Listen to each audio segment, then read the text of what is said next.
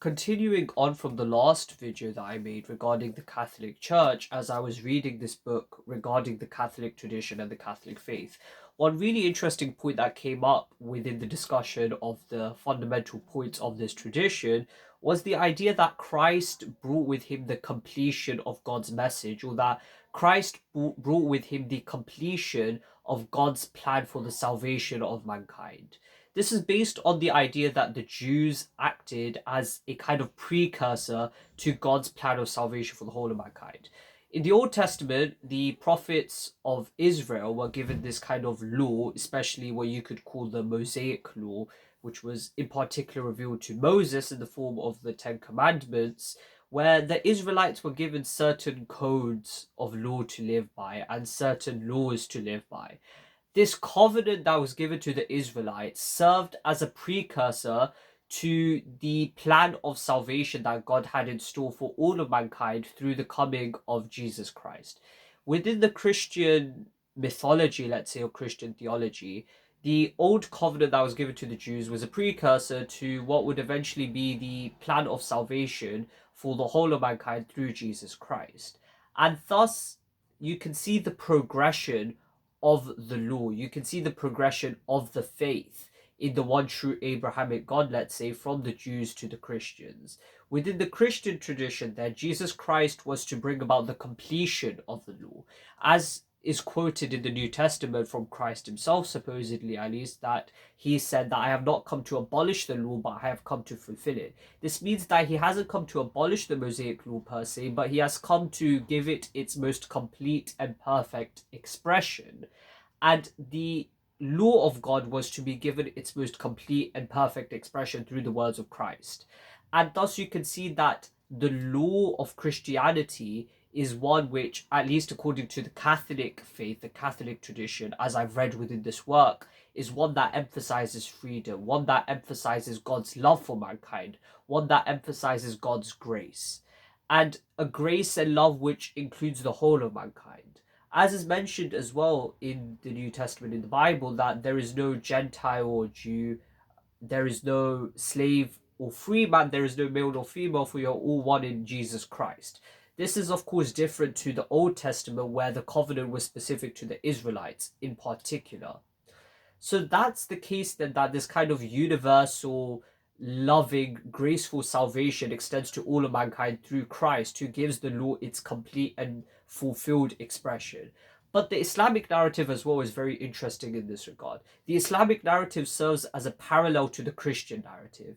Because whilst the Christian narrative emphasizes the universal message of salvation through Jesus Christ, the Islamic narrative emphasizes the universal message of salvation for all of mankind through the Prophet Muhammad, peace be upon him.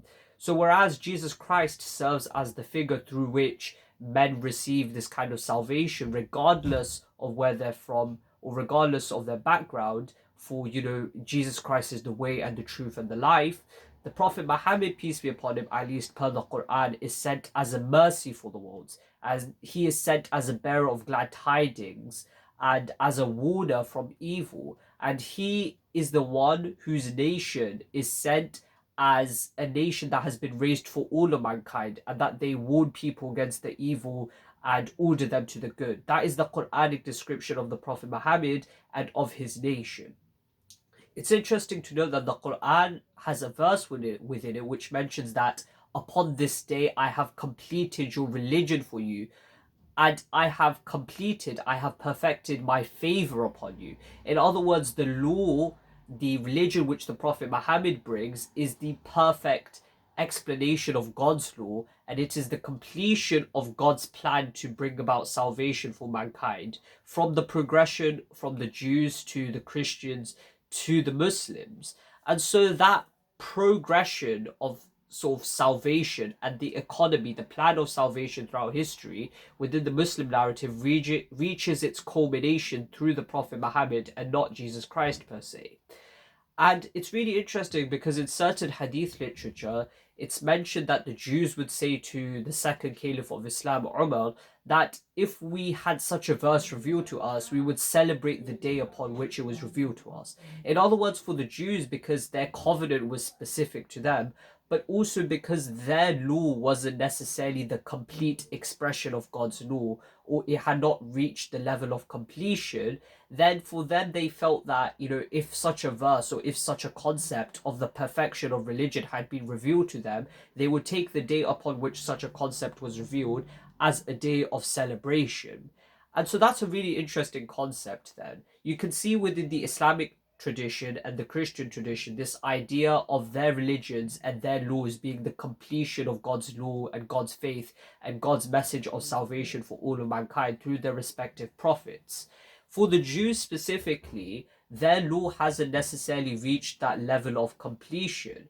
And it's interesting, of course, because the Jews have their Messiah, their messianic figure that will bring about their kingdom in the end of times. But of course, for them, that figure hasn't come yet. Obviously, for the Christians, that figure was Jesus Christ. For the Muslims, the final prophet who brought the message of universal salvation was the Prophet Muhammad, peace be upon him, and the Messiah who will come back in the end of times is Jesus Christ. But the Jews have not necessarily got that figure yet. And so for them, they're still stuck perhaps in this phase before the completion of the law, whereas the Christians and the Muslims feel that they have received the completion of the law through the divine message of their respective prophets.